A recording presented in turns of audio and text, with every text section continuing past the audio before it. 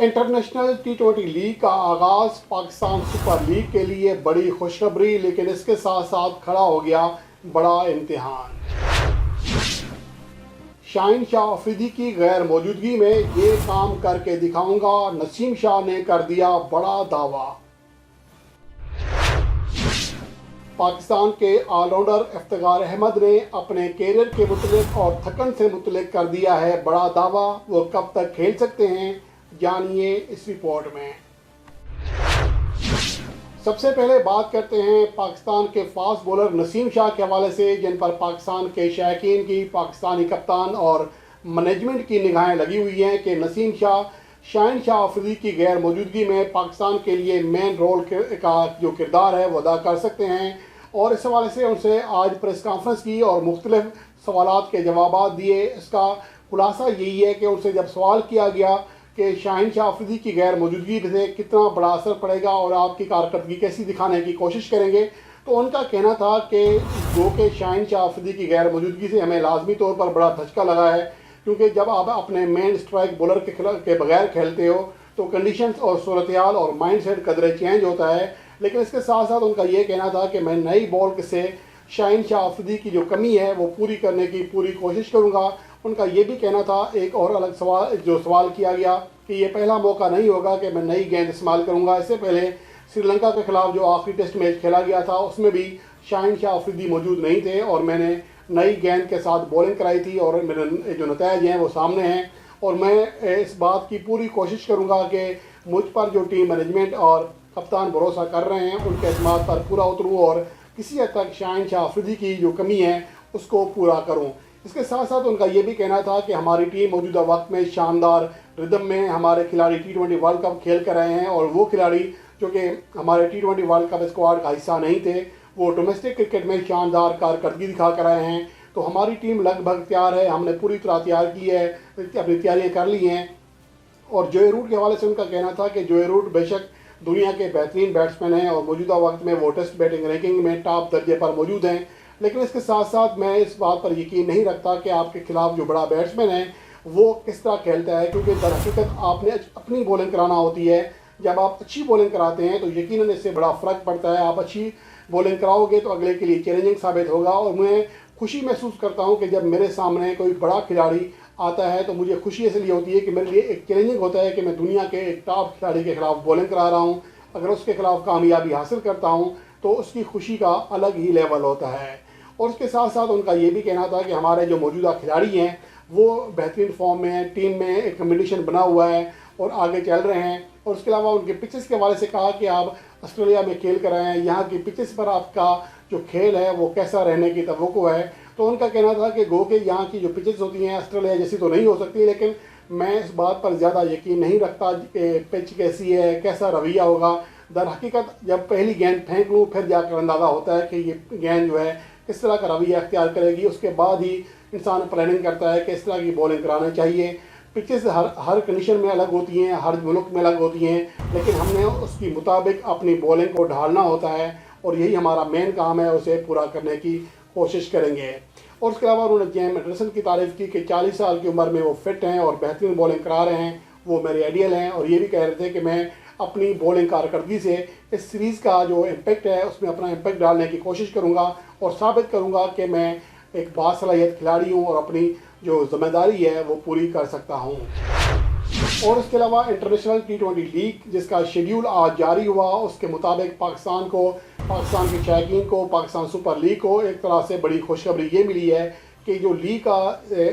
इम्कान ज़ाहिर किया जा रहा था कि पाकिस्तान सुपर लीग का और T20 इंटरनेशनल लीग का जो शेड्यूल है वो मुतसादिम हो जाएगा, जिसकी वजह से बहुत सारे बड़े खिलाड़ी यहाँ से जा सकते हैं। व्यूवरशिप का मसला बनेगा। गो कि अभी भी दीगर मसाइल ज़रूर हैं, लेकिन अच्छी बात यह है कि टूर्नामेंट का जो पहली T20 इंटरनेशनल लीग है इसका आगाज़ 13 जनवरी को होने जा रहा है और इसके गो के जो एलिमिनेटर मैच हैं या फाइनल मैच है वो तब शुरू होगा जब पाकिस्तान सुपर लीग का आगाज़ हो चुका होगा। लेकिन इसके बावजूद जो आखिरी मैचेस हैं तो जो टीमें टूर्नामेंट के लिए क्वालिफाई नहीं कर सकेंगी वो खिलाड़ी फारिग होंगे, वो पाकिस्तान सुपर लीग आकर खेल सकेंगे अगर उनका एग्रीमेंट हो जाता है।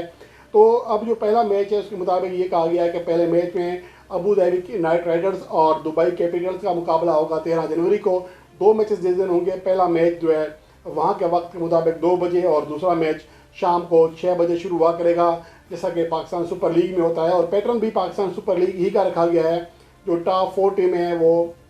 ایلیمنٹر میچز کھیلیں گی، پلے آف میچز کھیلیں گی، کوالیفائنگ میچز کھیلیں گی، جس کے بعد وہاں سے فائنل۔ وہ تمام پیٹرن وہی ہے جو کہ پاکستان سپر لیگ کا ہے۔ اور اگر T20 انٹرنیشنل لیگ اور پاکستان سپر لیگ کے شیڈیول کی بات کریں تو یہاں پر مصادم ہونے کا خطرہ اس لیے کم ہے کہ جہاں ایلیمنٹر میچ جو گروپ میچز ہیں وہ 6 فروری کو ختم ہو رہے ہوں گے، جو کہ پاکستان سپر لیگ کے آغاز سے 3 دن پہلے ہوں گے، اور ٹورنامنٹ کا فائنل میچ